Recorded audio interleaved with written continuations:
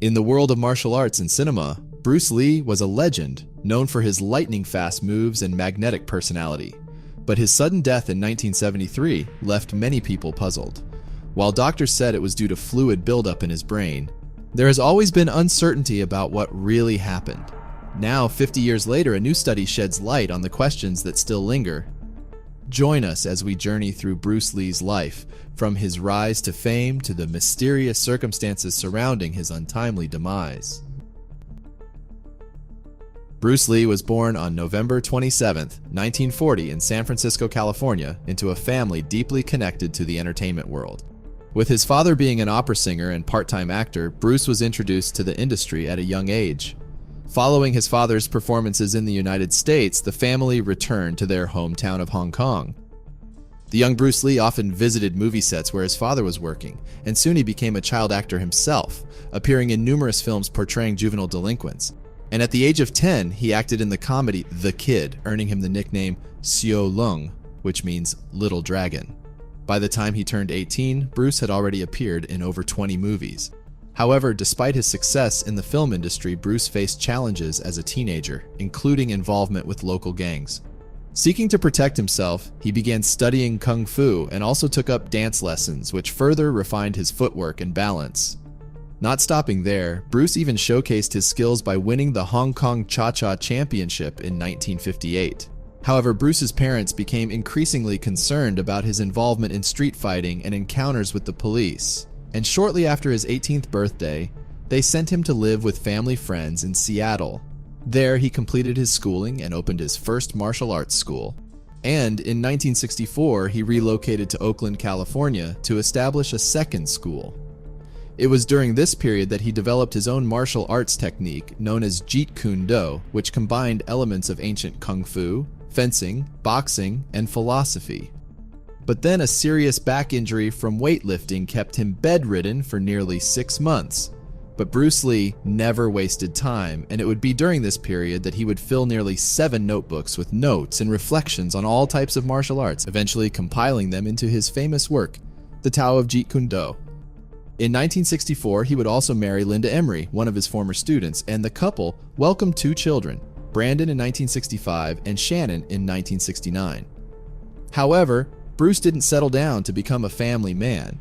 His talent caught the eye of a television producer after he gave a kung fu demonstration at a Los Angeles area karate tournament, and this led to his breakthrough role as the sidekick Kato in the television series The Green Hornet, introducing him to U.S. audiences. But Bruce struggled to find acting opportunities after The Green Hornet was canceled, and to make ends meet, he started giving private Jeet Kune Do lessons to Hollywood stars, including Steve McQueen. In the 1969 film Marlowe, Bruce would gain attention for a scene where he destroyed an entire office with kickboxing and karate moves. But frustrated by his lack of acting prospects, he returned to Hong Kong in 1971. There, he starred in 2 movies that shattered box office records across Asia and would later become a big success in the US as well, called The Big Boss and Fist of Fury. Not stopping there, Bruce used this sudden success to form his own production company, and he would go on to co-produce, direct, write, and star in his next film, Return of the Dragon. The follow-up movie, Enter the Dragon, would become the first collaboration between Hong Kong and US-based production companies. It became a global sensation, propelling Bruce Lee to international movie stardom. However, just 6 days before the film's release in Hong Kong, tragedy struck. On July 20th, 1973, Bruce, along with the producer of his films Raymond Chow, drove to the house of Betty Ting Pei, who was believed to be Bruce's mistress. It was a scorching day with the temperature at 90 degrees Fahrenheit and the humidity at 84%. It would be the hottest day of the month. During his time there, Bruce ate some hashish, something he often did because it would raise his consciousness level. But rumor has it, he also suffered from anxiety and had trouble sleeping, and he used hash to help with both. Anyways, this evening he ate some because he hoped it would spark some creativity. But things didn't go as planned. Initially, Bruce's excitement about his upcoming film was evident as he energetically jumped up and acted out scene after scene. He was always very active, Raymond shared. In telling the story, he acted out the whole thing. so that probably made him a little tired and thirsty. After a few sips, he seemed to be a little dizzy. Around 7:30 p.m., while everyone was having a good time and laughing, Bruce suddenly looked really uncomfortable. He said his head hurt a lot and he felt dizzy. When Bruce said he wanted to rest, Raymond jumped up awkwardly and tried to leave, as he thought Bruce just wanted a little moment alone with his mistress. But after Raymond left, Betty saw Bruce really wasn't feeling well, and she wanted to help him. She gave him a glass of water and a pill called Equagesic, which is a combination of mepробamate and aspirin, which he had taken before, and Bruce went to the bedroom to rest a bit. But as time went on, Bruce hadn't come out of the bedroom, and at 9:30 p.m., Betty went in to check on him. Worried about waking him, Betty carefully opened the door, tiptoed into the bedroom, knelt down next to him, and softly called out, "Bruce?" There was no response. She gently nudged his shoulder, raising her voice a bit, "Bruce?" Yet he remained unresponsive. As her anxiety grew, she vigorously shook him and called out louder, "Bruce!" Betty started panicking and quickly called Raymond at the Japanese restaurant in the Miramar Hotel, where he said he would go to wait for them to join later. Betty was very upset because she couldn't wake Bruce up, but Raymond told her to try to stay calm and said he'd come to the apartment right away. In a time when cell phones didn't exist, Raymond found himself leaping out of his car at every red light to use a payphone, attempting to call Bruce's doctor again and again, only to find the line constantly busy. He would later find out that the doctor's daughter had been on a long call with her boyfriend. Raymond raced across town to Betty's apartment, and when he arrived, they attempted to awaken Bruce, but he did not respond.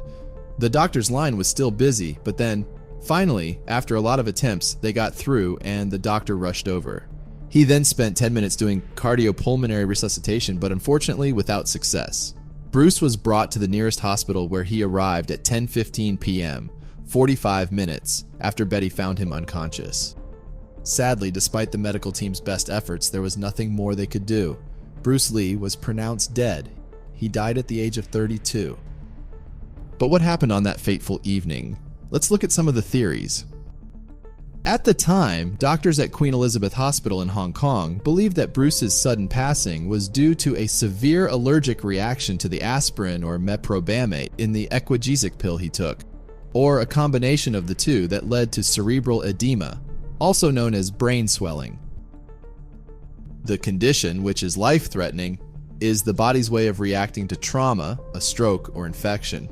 However, an article from September 19, 1973, revealed that cannabis traces were found in Bruce's stomach and intestines, leading some Hong Kong doctors to speculate that the brain swelling could have been brought on by ingesting hashish.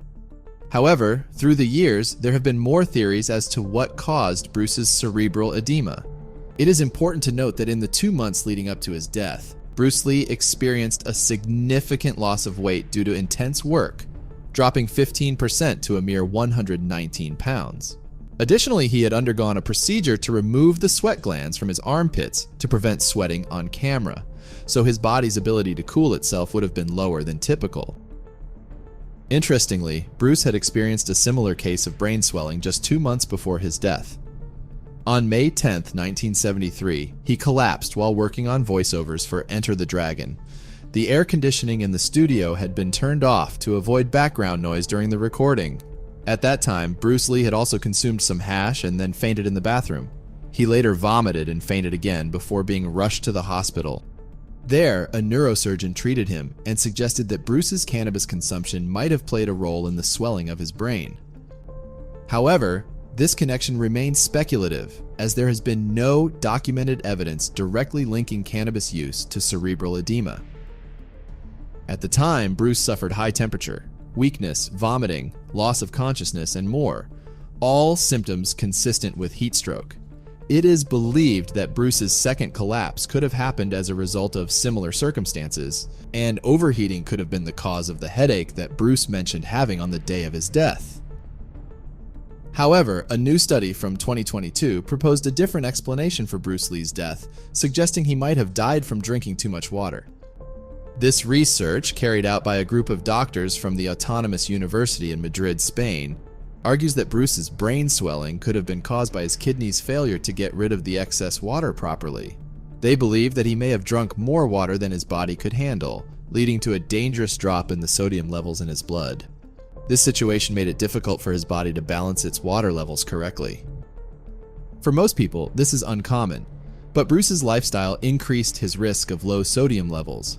Bruce's diet was primarily liquid-based, mainly consisting of alcohol and juices, and as mentioned earlier, he regularly ate hashish and had previously damaged his kidneys. The study hypothesized that although he had not consumed a huge amount of water, his kidneys may have struggled with processing even regular amounts of water.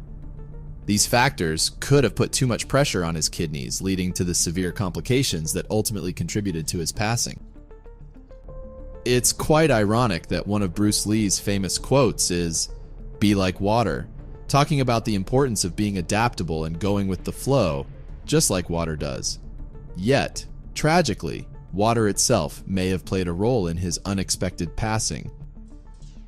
The mystery surrounding Bruce Lee's sudden death has sparked a lot of discussion and theories over the years, with some fans even suggesting the possibility of foul play or even assassination.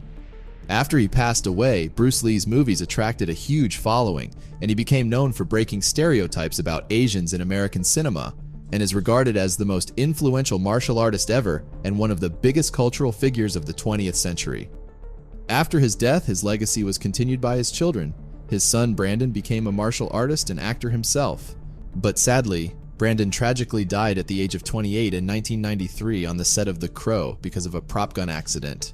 Bruce's daughter Shannon has followed in her father's footsteps as a martial artist and actress. Despite Bruce Lee's untimely passing, his dream of becoming the world's most famous martial arts star came true. Today, his name is almost synonymous with Kung Fu, especially in Western cultures. His teachings, philosophy, and the lively essence of Jeet Kune Do, a martial art that is even seen as the beginning of MMA, now popular worldwide through competitions like the UFC, live on through his students and keep inspiring new generations all around the world.